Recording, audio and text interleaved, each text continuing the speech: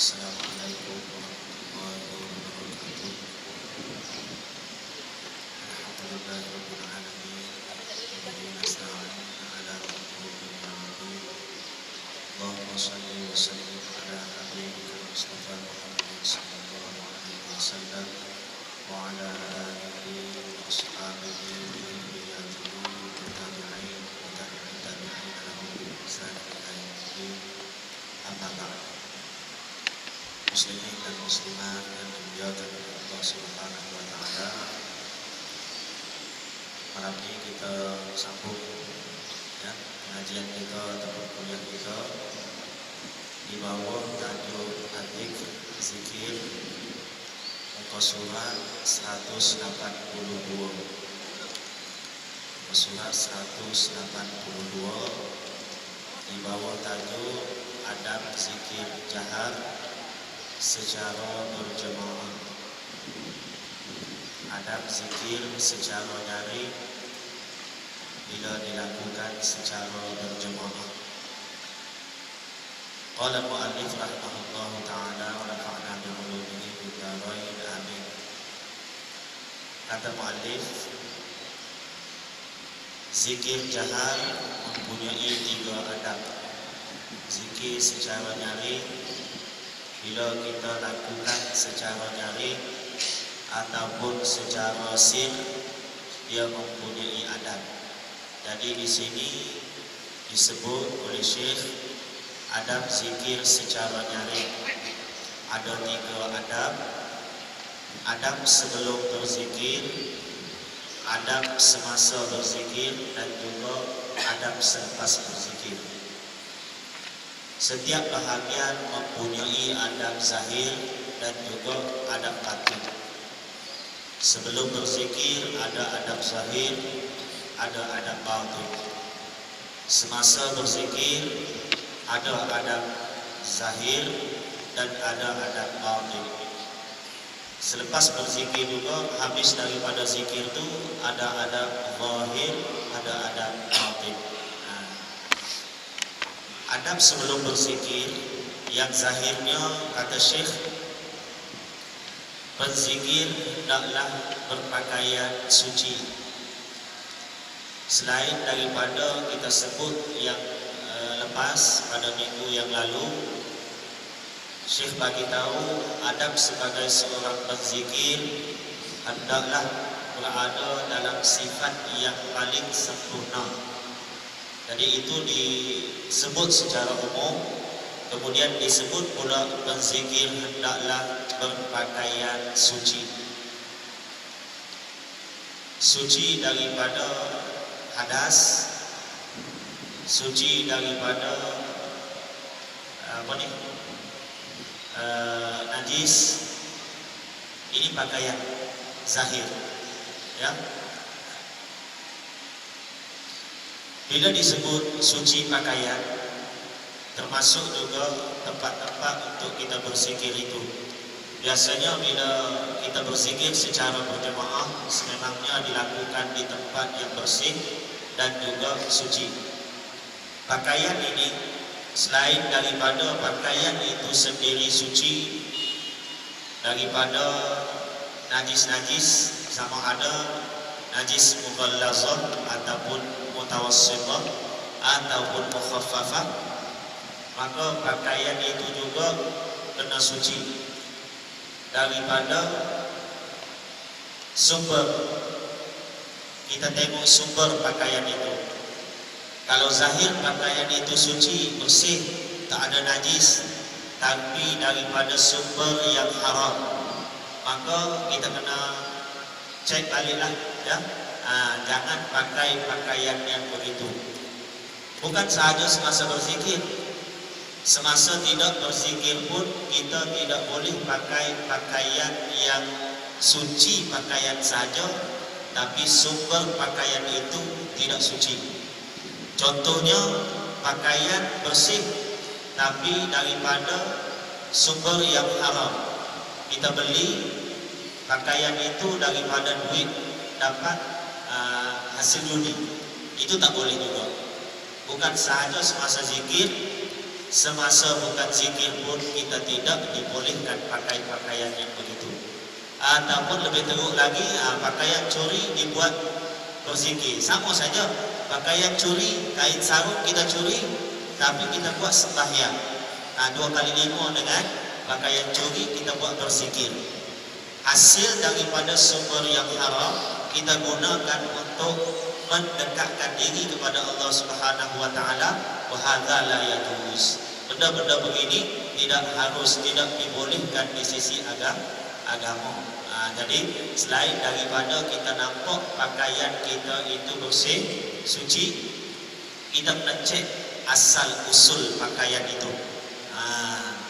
Jadi ini berkait rapat juga dengan hadis Nabi sallallahu alaihi wasallam mengenai makbul dan tak makbulnya doa orang yang mengangkat tangan, menadah tangan kepada Allah Subhanahu wa taala. Disebut dalam hadis, wa mat'amuhu haram wa malbasuhu haram wa ghudhiya bil haram fa anna yustajab lah.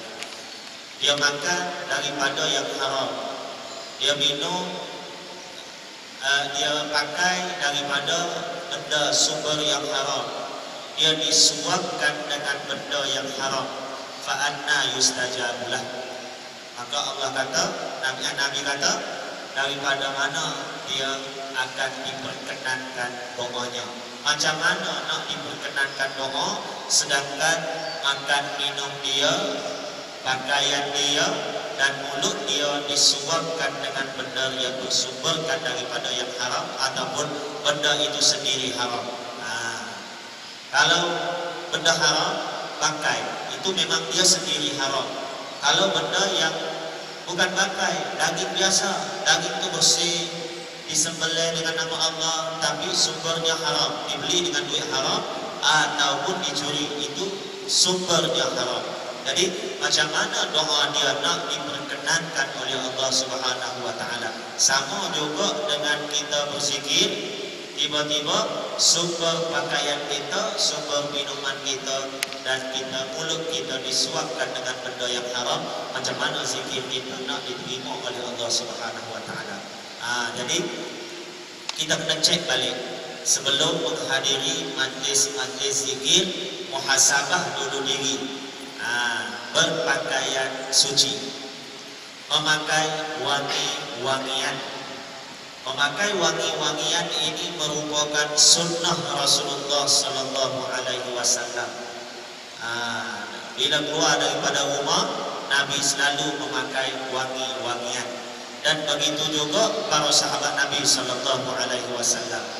Kalau orang lelaki disunatkan memakai wangi-wangian bila datang ke masjid ataupun bila melakukan amal ibadat, dan termasuk amal ibadat kepada Allah Subhanahu wa taala ialah zikir.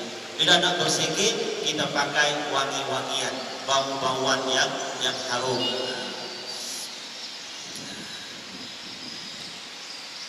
Nabi sallallahu alaihi wasallam walaupun belum Nabi ini lebih harum sudah daripada bauan dan kasturi, tapi Nabi tetap juga pakai bau-bauan, wangi-wangian. Nabi yang harum pun tuan-tuan pakai lagi wangi-wangian, apatah lagi kita yang baunya semerbak harumnya. Jadi banyakkanlah pakai wangi-wangian ataupun bau-bauan yang menyegarkan. Kerana bau-bauan juga akan menyegarkan kita punya tubuh badan dan juga otak kita, minda kita untuk kehidupan seharian. Jadi kalau di dalam kereta kita pun sunat kita letak bau-bauan, wangi-wangian. Di rumah kita pun sunat, di badan kita pun sunat. Anas kata, aku tak pernah menghidu wangi-wangian ambar ataupun kasturi dan apa jua wangian yang lebih wangi daripada bau Rasulullah sallallahu alaihi wasallam. Anas kata ambar ataupun kasturi, jika dibandingkan, kefahaman kita lah daripada hadis ini, Jika dibandingkan dengan peluh Rasulullah sallallahu alaihi wasallam, bau badan Nabi sallallahu alaihi wasallam, maka ambar dan juga kasturi aku pernah cium dah. Tak ada yang lebih wangi daripada bau badan Rasulullah sallallahu alaihi wasallam. Nabi tuan-tuan, walaupun bau badannya begitu, baginda tetap juga memakai wangi-wangian. Jadi kita apa salahnya bau badan kita ini kita tukar lepas mandi, bau yang tak selesa tu kita tukar dengan bau yang menyegarkan. Tak salah, tak salah. Bahkan itu adalah sunnah Rasulullah sallallahu alaihi wasallam. Jadi pakaian suci, pakai wangi-wangian, berwudu adalah lebih baik. Semua ini kalau kita tak buat pun tak apa. Tapi kita buat, kita berada dalam situasi yang paling afdal untuk kita mendekatkan diri kepada Allah Subhanahu wa taala. Jadi kalau kita tak pakai wangi-wangian pun tak apa, macam sembahyang, tak pakai wangian pun sah sembahyang. Tapi kalau kita pakai wangi-wangian, kita menambahkan ciri-ciri sunnah yang ada pada diri kita. Jadi lebih mulia dan lebih sempurna ibadah yang kita lakukan. Berwudu serta bersih dan suci daripada perkara haram, termasuklah pekerjaan dan juga makan minum. Makan minum kita bersih dan suci daripada sumber yang halal, pekerjaan kita pun pekerjaan yang halal. Kalaulah manusia semua buat begini, manusia akan memuhasabah diri berapa kali dalam satu hari satu malam. Masa sembahyang kita fikir nak buat yang terbaik semasa sembahyang, masa berzikir kita fikir nak buat yang terbaik semasa berzikir. Itu adab-adab zahir selain daripada apa yang kita sebut pada berzikir secara mufrad. Berzikir secara individu, duduknya menghadap kiblat. Ini bila berzikir ramai-ramai, boleh juga kita buat menghadap kiblat, boleh juga kita buat dalam suasana duduk secara halaqah, duduk dalam bulatan. Itu adab zahir. Adab batin pula, berzikir mesti menyucikan hati dengan taubat. Mesti sucikan hati dengan taubat. Sebelum berzikir kita bertaubat kepada Allah Subhanahu wa taala. Cantiknya susunan yang disusun oleh alim ulama sebelum kita menghadap Allah Subhanahu wa taala. Sepatutnya bukan saja zikir saja ni. Ini zikir secara umum dalam halaqah zikir. Sepatutnya kita buat begini, bahkan lebih lagi muhasabah kita terhadap diri kita bila kita nak sembahyang, kerana sembahyang itu adalah waktu paling mulia kita bersama Allah Subhanahu wa taala. Disertakan pada masa sembahyang itu kita pula ingat, zikir, khusyuk, khudu' kepada Allah Subhanahu wa taala. Tambah-tambah lagi waktu kita bersujud kepada Allah Subhanahu wa taala. Diajar secara bagus, suci hati dengan taubat yang tulus ikhlas semata-mata kerana Allah Subhanahu wa taala. Taubat ini syarat dia pertamanya berhenti daripada melakukan dosa. Kalau pernah mengumpat, berhenti mengumpat. Kalau makan riba, jangan makan riba lagi. Itu syarat yang pertama. Yang kedua, ada perasaan menyesal dalam hati. Kata Nabi, an-nadimu taubatun. Penyesalan itu pun sudah dikira sebagai taubat. Penyesalan itu adalah taubat. Bila seseorang menyesal buat dosa, itu dikira dia bertaubat kepada Allah Subhanahu wa taala. Bila dia menyesal, takkan dia buat lagi. Jadi dia meninggalkan dosa yang dilakukannya. Dan yang ketiga, berazam tidak akan mengulangi dosa yang sama. Jadi nekat dalam hati tak nak buat dah. Itu 3 syarat. Sekiranya dosa itu berlaku di antara manusia dan Allah Subhanahu wa taala. Contohnya tak puasa ataupun meninggalkan puasa Ramadan dengan sengaja. Pernah tinggal dosa, pernah tinggal puasa, itu dikira dosa kerana puasa bulan Ramadan itu merupakan satu kewajiban. Ataupun pernah tak tutup aurat dengan sengaja, pakai sudah pendek, pakai kain sarung tapi dikilas sampai atas kepala lutut sengaja, itu pun dikira sebagai dosa kerana tidak mentaati Allah Subhanahu wa taala. Jadi bila kita bertaubat, kita tak buat sudah benda tadi. Kita pernah tinggal puasa dengan sengaja, kita tak tinggal dan puasa dengan sengaja. Maknanya kita berhenti daripada melakukan dosa. Lepas itu kita menyesal kerana tinggal puasa pada bulan Ramadan tahun lepas. Maknanya tahun ini kita tak tinggal sudah, dan kita ada rasa menyesal. Yang ketiga, kita berazam tidak akan tinggalkan lagi dosa, itu puasa tadi. Itu taubat yang sebenar-benarnya kerana Allah Subhanahu wa taala. Cukup 3 syarat ini dinamakan sebagai taubat nasuha. Tubu ilallahi taubatan nasuha. Bertaubatlah kamu semua kepada Allah Subhanahu wa taala dengan taubat yang sebenar-benarnya. Taubat nasuha. Tak buat lagi. Itu kalau melibatkan manusia dengan Allah Subhanahu wa taala. Tinggal puasa, tinggal sembahyang, nampak aurat, dosa kita dengan Allah. Kalau dosa kita dengan manusia, tambah satu lagi syarat dia, minta maaf ataupun mengembalikan haknya. Sekiranya kita mengumpat, itu dosa kita dengan Allah berkait dengan manusia. Sebab kita mengumpat itu kepada manusia, kena minta maaf dengan mereka. Jadi sampai begitu sekali sebelum berzikir.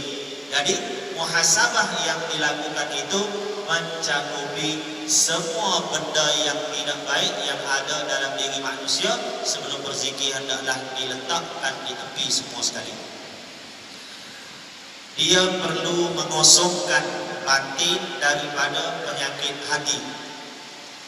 Semua penyakit hati dibuang daripada hatinya sebelum berzikir. Ada rasa ria, buang ke tepi. Iri hati kepada orang lain, buang ke tepi. Semua penyakit hati jangan dibawa masuk menghadap Allah Subhanahu wa taala masa berzikir. Berlepas diri daripada daya upaya serta kekuatan diri. Kita merasakan bila kita nak berzikir, hendaklah kita merasakan dan hadirkan dalam hati serta yakin bahawa kita ini tidak ada sedikit pun daya dan upaya, tak ada kekuatan apa-apa pun, melainkan semuanya adalah tingkah laku dan gerak hati daripada Allah Subhanahu wa taala. Dan inilah yang sebenarnya yang wujud dalam agama. Kita tak ada apa-apa. Seperti kita sebut la haula wala quwwata.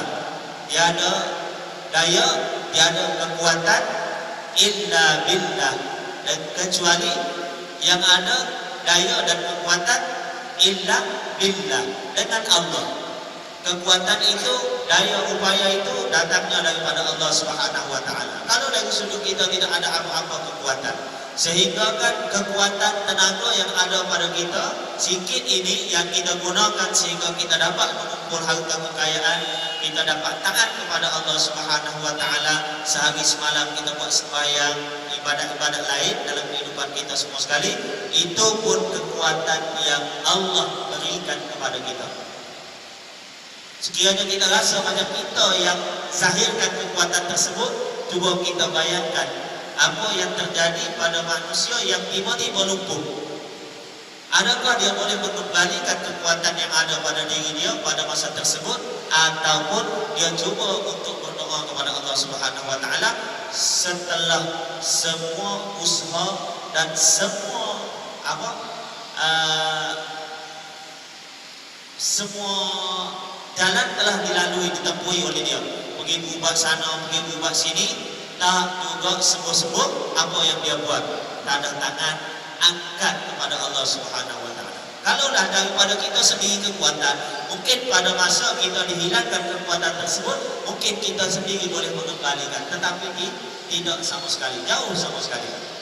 Itulah hendak menunjukkan sama ada kita ini ada kemampuan ataupun tidak ada kemampuan, ada kekuatan ataupun sebaliknya. ternyata semua itu adalah daripada Allah Subhanahu wa taala. Jadi bila kita fikir sampai tahap begitu, tak ada apa-apa yang ada pada diri kita. Yang ada semuanya milik Allah Subhanahu wa taala. Dan masuk menghadap hadrat ilahiyah dengan penuh hina. Bila kita nak berzikir, kita merasakan bahawa kita ni menghadap Allah, kita menghadap Raja segala raja. Kita ni adalah makhluk Allah Subhanahu wa taala yang hina di sisi Allah Subhanahu wa taala, dan tidak ada apa-apa kemuliaan yang ada pada diri kita melainkan iman dan takwa yang ada dalam hati kita. Ini yang kita nak bawa semasa kita berzikir. Kita hadirkan iman, kita hadirkan takwa, dan kita hinakan diri kita di hadapan Allah Subhanahu wa taala. Fakir, kita merasakan diri kita ini miskin di hadapan Allah. Ya ayyuhan nas antumul fuqara'u ila Allah. Ayat Quran sebut, wahai manusia, sesungguhnya kamu ini fuqara' ila Allah. Kamu ini fakir semuanya kepada Allah Subhanahu wa taala. Apa maksud fakir kepada Allah? Maksudnya berhajat. Orang fakir, orang miskin, dia berhajat kepada orang lain supaya bantu dia, supaya tolong dia. Manusia yang fakir, dia menganggap diri dia ni berhajat kepada Allah. Fakirun ila Allah, berhajat kepada Allah Subhanahu wa taala. Jadi sudahlah kita meletakkan ke tepi segala kekuatan dan upaya kita, kudrat kita, dan kita sandarkan kepada Allah Subhanahu wa taala. Kalau sekalipun kita kaya dengan Allah Subhanahu wa taala, dan kita miskin kepada Allah. Jadi kalau kita kaya, bukan kaya dengan manusia, bukan kaya dengan harta yang kita miliki. Kita kaya dengan Allah Subhanahu wa taala, dengan kekayaan yang Allah kurniakan kepada kita. Dan kalau kita miskin kepada Allah, berhajat kepada pertolongan Allah secara 100%. Jadi kita menghadap Allah dengan penuh hina, dengan perasaan fakir, miskin kepada Allah Subhanahu wa taala. Sebab itulah golongan-golongan sufi digelar sebagai golongan-golongan fuqara. Ashabus suffah yang kita belajar dulu punya definisi ahli tasawuf digelar sebagai ashabus suffah, ahli sufi. Kenapa? Kerana mereka ini duduk di anjung masjid Rasulullah sallallahu alaihi wasallam. Mereka ini digelar sebagai ahli sufi kerana mereka juga di samping rezeki mereka fakir, mereka tidak berhajat kecuali kepada Allah Subhanahu wa taala. Dari sudut zahirnya pun mereka fakir kerana tidak ada pekerjaan, tunggu orang jemput untuk kerja. Hari ini ada kerja, adalah rezeki. Besok tak ada kerja, lusa tak ada kerja, tak adalah rezeki. Inilah pergantungan mereka terus kepada Allah Subhanahu wa taala. Macam kita gaji bulan ni lain. Kadang-kadang kita fikir orang lain yang bagi rezeki kepada kita, majikan kita lah, kerajaan lah, orang-orang lain lah. Tapi bagi ashabus suffah, mereka ni adalah fuqara. Mereka ni adalah fakir miskin. Dari satu aspek mereka fakir miskin kepada harta benda dunia, memang tak ada apa-apa di sisi dunia, tapi mereka ada agama, mereka ada Allah Subhanahu wa taala. Dari aspek yang kedua, mereka ini fakir fuqara ila Allah. Mereka ni hati mereka memang betul-betul berhajat kepada Allah Subhanahu wa taala. Mereka ada lebih kurang setengah kata, ada lebih kurang 70 orang, ada setengah kata 300-400 orang di anjung Masjid Nabawi. Jadi kita nak berzikir, kita kena menghadap hati kita kosong betul. Tak ada apa yang kita miliki.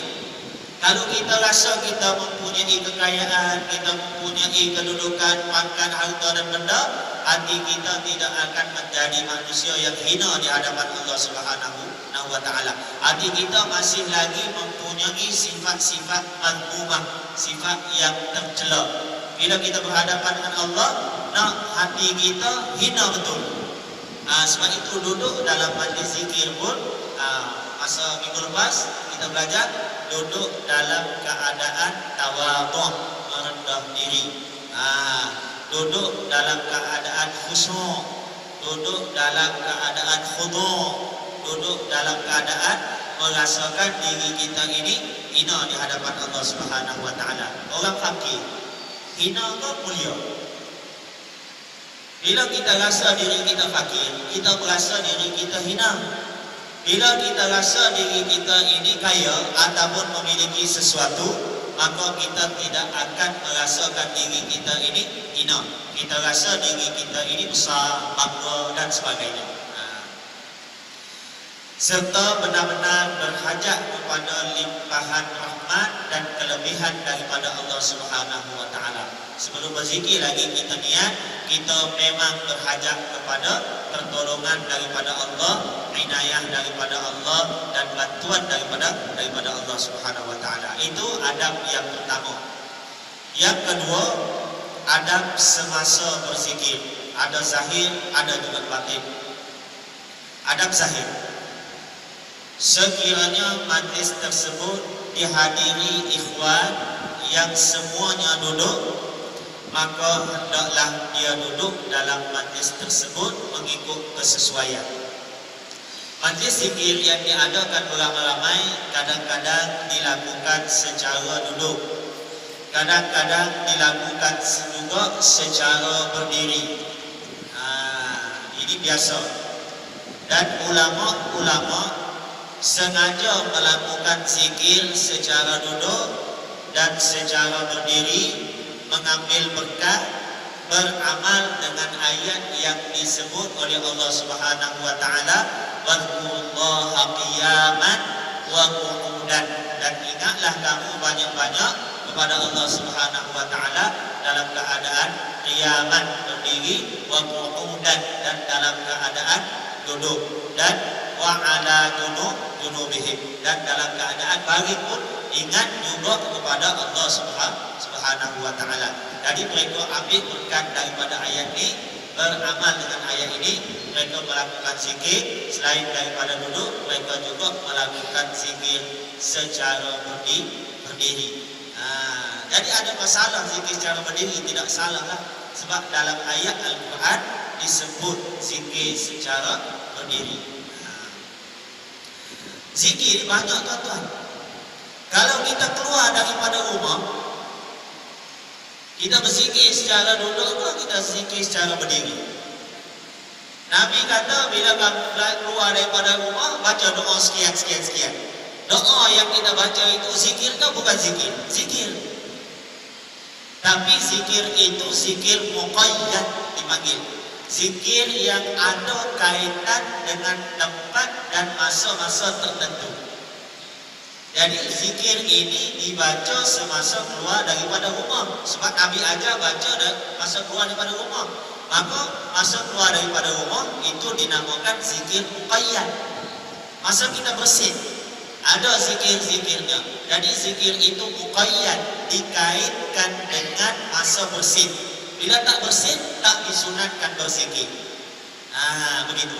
Jadi zikir ini dikaitkan dengan masa-masa tertentu. Satu lagi, zikir mutlak, zikir yang umum, tak dikaitkan dengan apa-apa. Kita nak berzikir bebas, berzikirlah pada bila-bila masa.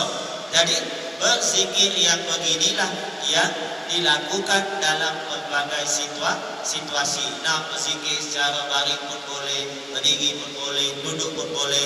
Ataupun kita berzikir masa kita keluar daripada rumah tadi, kita berzikir sambil duduk. Tak ada orang keluar daripada rumah sambil duduk. Adakah orang keluar daripada rumah sambil duduk? Tak ada. Macam kita bersin sambil berdiri, kita bersin.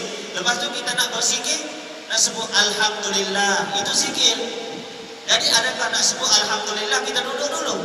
Duduk dulu sebut Alhamdulillah. Adakah begitu? Tidak. Bila kita berzikir sambil berdiri pun kita sebut Alhamdulillah. Orang yang dengar kita sebut Alhamdulillah, dia pun sebut juga Yarhamukallah. Kita pun berzikir lagi, Yahdina wa yahdikumullah wa yuslih balakum. Itu zikir semua.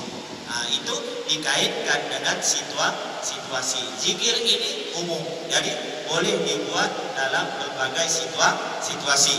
Ada yang berdiri, ada yang duduk.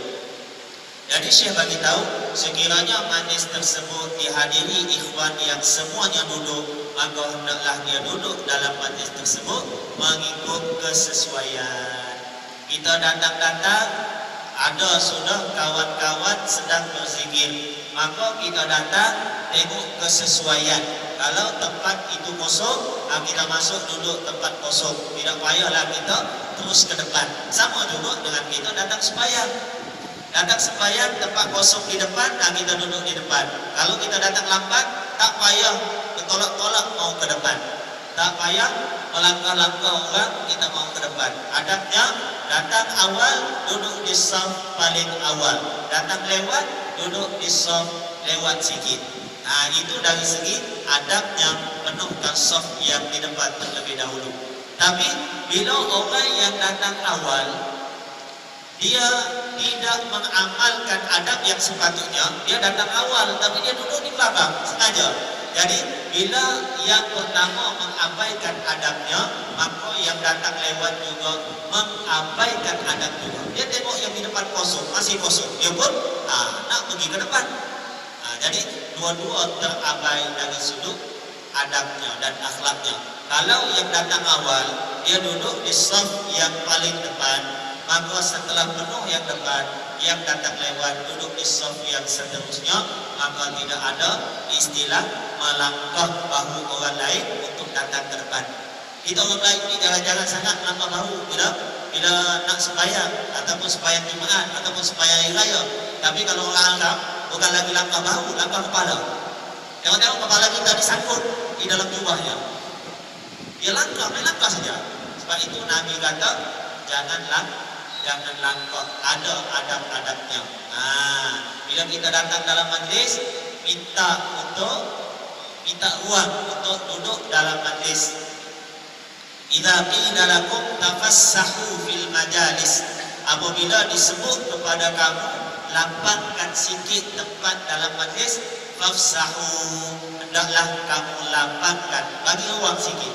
Kalau orang tepuk bahu kita, kita tahu sudah kalau dia nak sembahyang di situ, dia nak duduk di situ kan, kita injak ke kanan sikit. Ataupun kita tepuk bahu kanan kita ke kiri sikit. Tak payah ada perasaan, apa ini datang lambat, tapi mau ke depan juga, mau di tepi aku juga. Tak nampak kok sempit bayi ini. Tak payah ada dalam perasaan begitu. Nabi kan ayat Quran kata, idza qila lakum tafassahu fafsahu.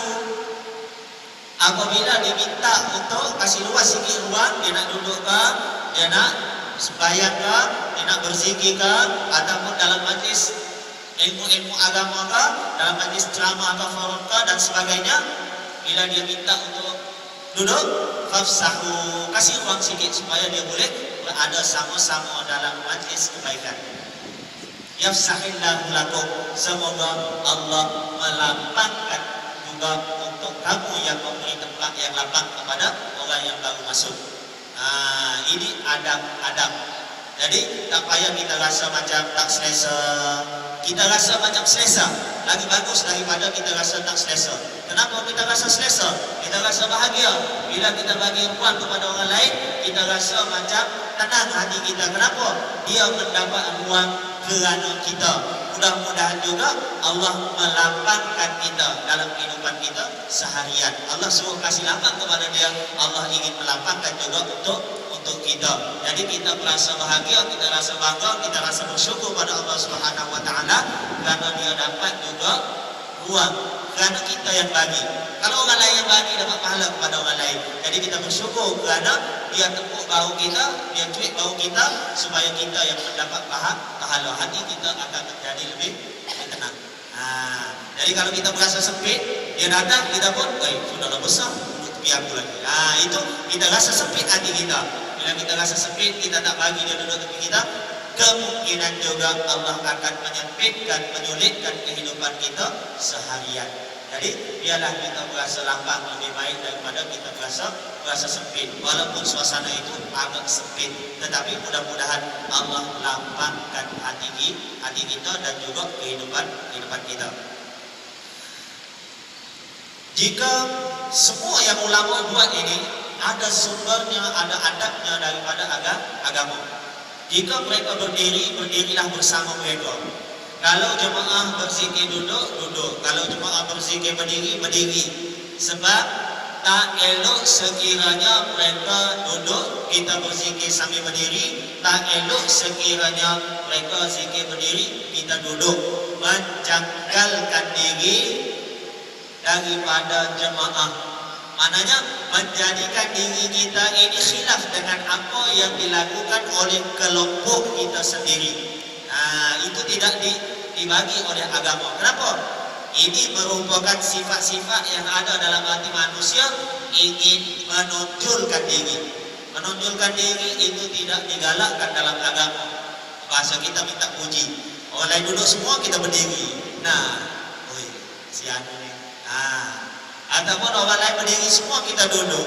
Jadi nak tarik perhatian orang dalam agama tak bagus. Termasuk juga ulama buat adab dalam berzikir secara berjemaah. Tengok bagusnya. Kalaulah manusia tahu begini susunan ulama terhadap majlis-majlis zikir, nescaya mereka tidak akan menghina majlis-majlis zikir. Sampai begini sekali ulama menyusun. Bukan saja dalam sembahyang, dalam majlis zikir pun ulama buat sampai cermat begini sekali.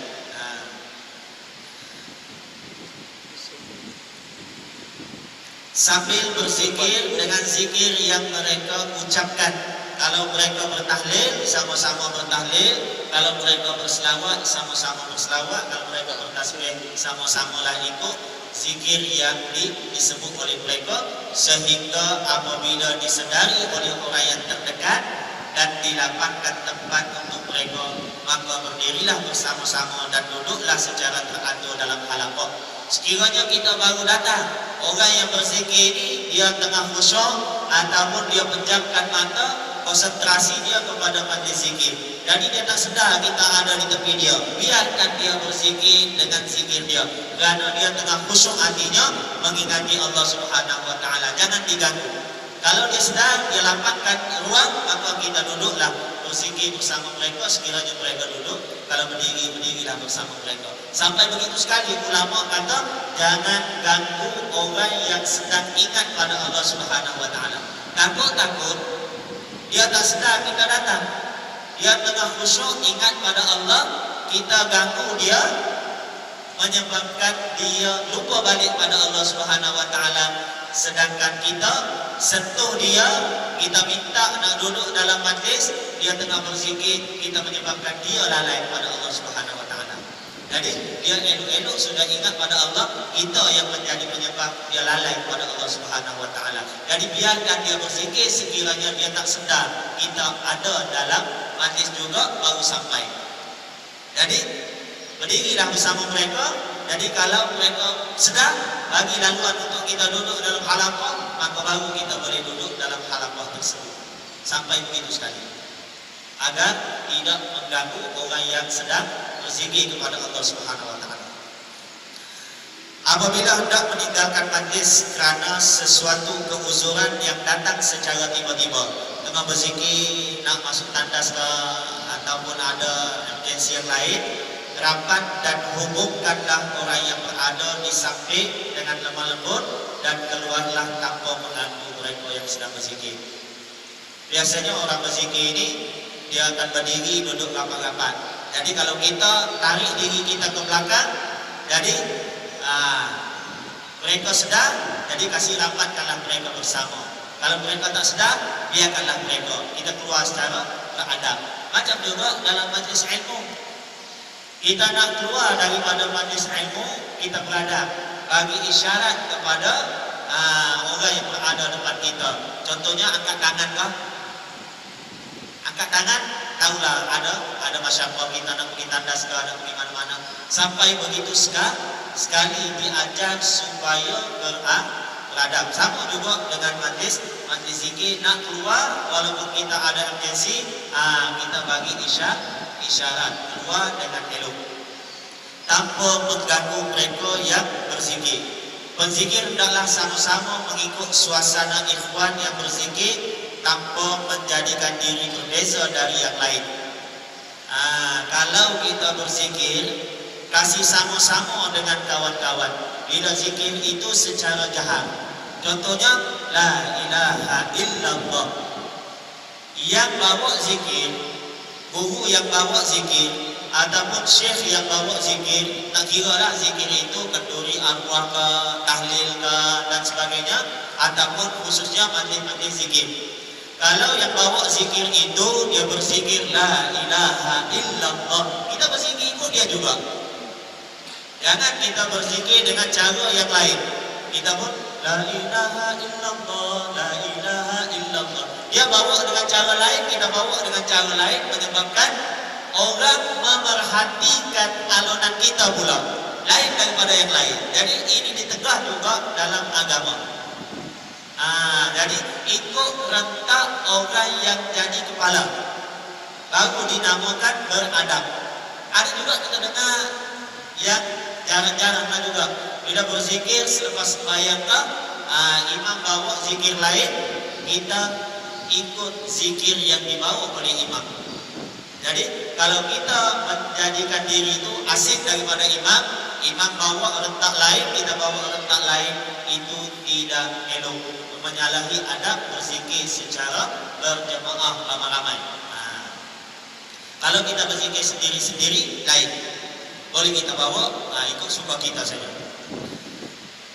Dia perlu menyeragamkan suara agar kedengaran tidak sungsang dan tidak berbeza dengan ikhwannya. Dalam majlis zikir juga kita perlu menyeragamkan suara supaya tidak sungsang. Dari mana-mana sampai begini sekali suasana zikir disusun. Perintah umum daripada Nabi sallallahu alaihi wasallam beritahu kepada kita, innallaha jamil yuhibbul jamal. Allah itu indah dan suka kepada keindahan. Kalau kita berzikir sembarang saja, 200 kita, 150 kita, imam zikir la ilaha illallah, kita buat suara masing-masing, apa akan jadi? Berterabu kan? Jadi adakah berterabu lebih indah daripada serentak? Serentak lebih indah daripada berterabu. Jadi Allah sudah bagi tahu secara umum, Allah ni indah, cantik, suka kepada keindahan, kecantikan. Jadi apa salahnya kita buat yang terindah, yang tercantik, dan itulah yang dituntut oleh agama sama-sama. Mata juga perlu dipejamkan agar semua manusia dan juga benda-benda lain tidak menyibukkan hati daripada hadir bersama Allah Subhanahu wa taala. Jadi masa berzikir kita diperintahkan supaya pejam mata. Nak pejam mata ke tak nak pejam mata ke bukan syarat. Berzikir hati itu bagi hadir pada Allah Subhanahu wa taala. Nak pejam mata, pejamlah sekiranya pejam mata itu membantu kita untuk khusyuk dalam zikir. Sekiranya kita pejam lama-lama menyebabkan kita jadi macam khayal. Jadi buka mata supaya kita tidak khayal. Kita tidak menerawang pikiran kita. Jadi masa berzikir, kalau buka mata lebih khusyuk, buka mata. Kalau pejam mata lebih khusyuk, menyebabkan kita tak ada gangguan sekeliling, maka pejamlah mata. Jadi jangan tanya saya pejam mata atau tutup mata. Jadi bergantung kepada diri masing-masing. Kalau rasa diri itu pejam mata khusyuk, pejam mata, tak ada gangguan. Kadang-kadang orang yang banyak halusinasi, tak boleh bahasa. Halusinasi kan, bayang-bayang. Bila pejam mata banyak halusinasinya. Jadi buka mata, jadi tidak banyak gangguan. Jadi tujuan kita pejam mata atau buka mata adalah untuk khusyuk. Jadi jangan sampai kita lalai. Kalau pejam mata menambahkan khusyuk, pejam mata. Kalau buka mata menambahkan khusyuk, buka mata. Sama saja dengan kita sembahyang. Ulama bincang panjang-panjang. Jadi rumusannya pejam mata untuk khusyuk, buka mata pun untuk khusyuk. Jangan sampai pejam mata, tunduk-tunduk atas naik cicak. Itulah ulama kata pejam mata pun pejam hati-hati. Buka juga kadang-kadang sebab takut-takut tempat yang kita sembahyang itu ada najis. Jadi buka mata ke pejam mata dua-dua dibolehkan, bahkan diharuskan, dan ada ulama yang mengatakan sunat kerana membantu kepada khusyuk. Jadi boleh dua-dua. Yang penting benda itu membantu kita untuk khusyuk kepada Allah Subhanahu wa taala. Insyaallah sudah berhenti sebentar, apa lagi sikit. Jadi aku boleh ada astagfirullahaladzim wa lakum. Wassalamualaikum warahmatullahi wabarakatuh. A'udzubillahi minasyaitonir rajim. Bismillahirrahmanirrahim. Alhamdulillahirabbil alamin wassalatu wassalamu ala asyrofil anbiya'i wal mursalin wa ala alihi washabbihi ajma'in. Allahumma ya muqallibal qulub tsabbit qulubana ala dinika wa ala ta'atika subhanaka inna kunna minadh dhalimin. Allahumma rabbana atina fid dunya hasanah wa fil akhirati hasanah wa qina adzabannar. Sallallahu ala sayyidina Muhammad wa ala alihi washabbihi ajma'in. Subhana rabbika rabbil izzati amma yasifun wa salamun alal mursalin. Alhamdulillahi rabbil alamin.